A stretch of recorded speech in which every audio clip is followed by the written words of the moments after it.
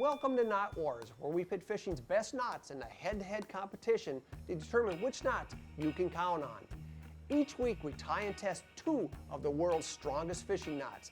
The loser goes home.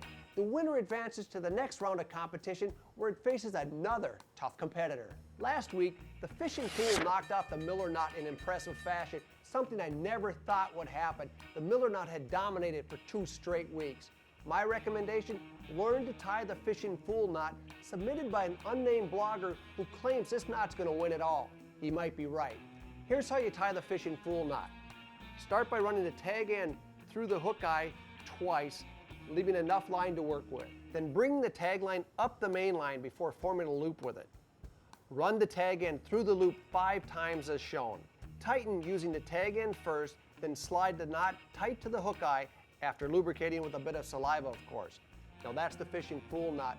Fans of knot wars may recognize this knot's very similar to the eye crosser knot, which performed very well in last year's competition. Now the challenger this week is called the Grinner knot, and it was submitted by Orion On of Santa Fe, New Mexico. Here's how you tie it. Start by running the tag end through the hook eye, wrap the tag end around the main line 6 times, then bring the tag end around the back of the main line and wrap it around the main line another 6 times. Then pull both the main line and the tag line at the same time, moisten it with a bit of saliva, and draw tight.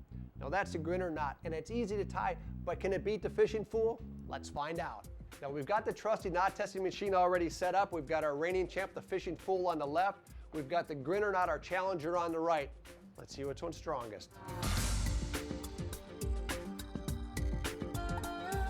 Well, we have a winner. It's the fishing fool. You know, the Grinner knot has done very well, but the fishing fool averaged about a pound higher across all 3 knots.